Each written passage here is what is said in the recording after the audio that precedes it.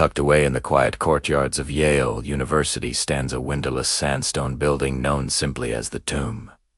It's an unmarked fortress of shadows that has guarded its secrets for nearly 2 centuries. Behind those doors lies one of the most exclusive and mysterious organizations in American history, the Skull and Bones Society. To the outside world, it's just a college fraternity. But to those who have studied it, it's a network of influence, a hidden thread connecting generations of political, financial, and cultural power. Welcome to Hidden US. This is episode 18. The Skull and Bones Society, America's secret brotherhood of power. Founded in 1832, Skull and Bones began as a student society, but evolved into something far greater. It's a private order whose members would go on to lead banks, intelligence agencies, global corporations, and even nations. Presidents, senators, and spies have all walked through its halls, bound by an oath of silence that has never been broken. What happens inside the tomb has remained hidden for nearly 2 centuries, and yet its shadow stretches across the highest levels of American power. The story begins with William Huntington, Russell, and Alphonso Taft, 2 Yale students who returned from studies in Germany, fascinated by secret societies and their structured rituals. Inspired by European fraternities and Enlightenment era orders, they created their own one that would combine ritual, hierarchy, and ambition. From the very beginning, Skull and Bones was built on exclusivity. Only 15 members are chosen each year, selected not just for intellect or wealth, but for their potential to influence the world. The initiation rites, which are rumored to involve deeply personal confessions, solemn oaths, and a symbolic rebirth, were designed to create unbreakable loyalty. The society's motto speaks volumes. Who is the fool? Who the wise man? Beggar or keen? Whether poor or rich, all's the same in death. This hints at its obsession with mortality, equality, and power. The skull and crossed bones, its most recognizable symbol, represents both the inevitability of death and the unity of those who defy it through legacy. But beneath that philosophy lies a system, a quiet fraternity that rewards allegiance and shapes the paths of those within its circle. Inside the tomb, the walls are said to be lined with relics of history, maps, manuscripts, and artifacts connected to the society's origins. Members, known as bonesmen, take part in secret dialogues and ceremonies, meant to strip away their individual identities and rebuild them through a shared purpose. To outsiders, this secrecy has fueled endless speculation. Is it just elaborate ritual? Or is it a recruitment process into a lifelong network that extends into the country's most powerful institutions? Over the decades, the list of Skull and Bones members reads like a directory of American influence. William Howard Taft, the first Bonesman president, Averil Harriman, a renowned diplomat and financier. Henry Luce, the founder of Time magazine, and both presidents, George H.W. Bush and George W. Bush.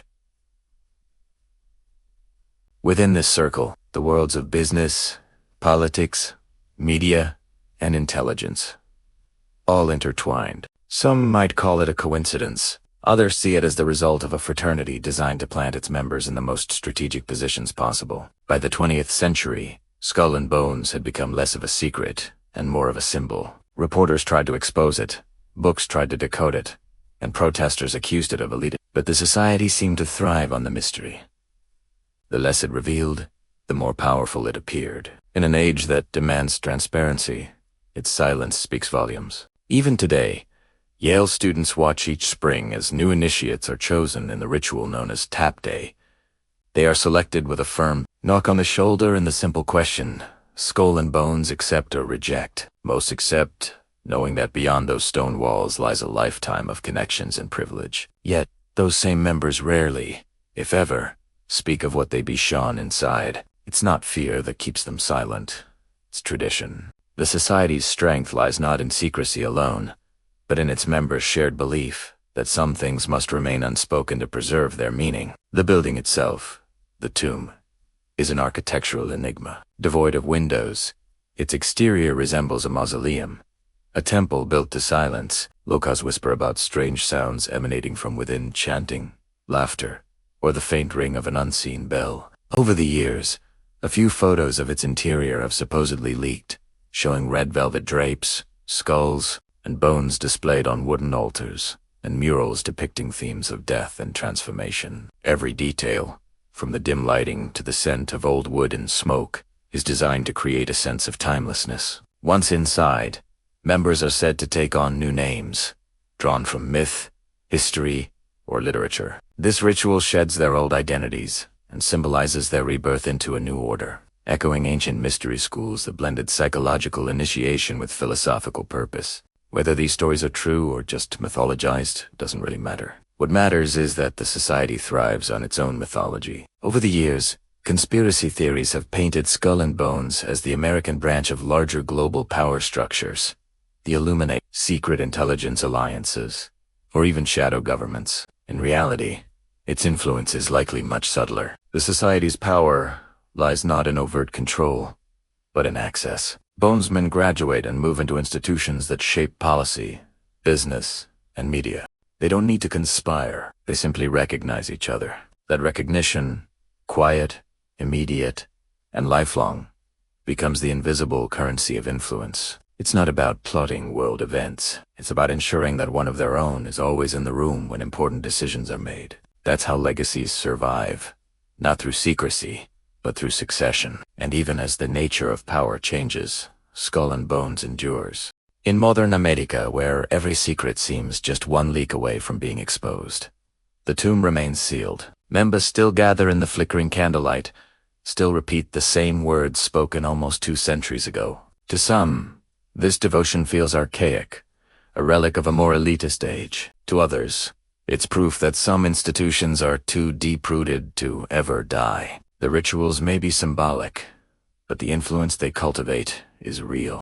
When former members rise to leadership in government, law, finance, or media, the society's reach extends invisibly, a thread woven into the nation's unseen fabric. Yet, perhaps the real story of Skull and Bones isn't about control at all. Perhaps it's about belonging, about the human need to create meaning, order, and legacy in a chaotic world. The bones on the altar remind members that power is temporary, that every generation must carve its own mark before it fades. The society's obsession with death is really an obsession with continuity, with ensuring that their influence, their ideals, and their identity outlast the individual. It is, in its own way, a meditation on immortality. As the years go on, the tomb remains untouched by time. The sandstone darkens, the ivy grows thicker, and the whispers continue. Students still walk by, wondering what really happens inside those walls. Perhaps nothing. Perhaps everything. But the truth of Skull and Bones lies not in its secrets, but in what it represents, the idea that real power doesn't announce itself. It doesn't march, shout, or shine. It sits quietly, waiting behind heavy doors, knowing that when history needs it, it will already be there. Thanks for joining us on this journey into one of America's most guarded secrets. If you found this story fascinating, be sure to like this video, subscribe to Hidden You, and hit the notification bell so you don't miss our next episode. See you next time.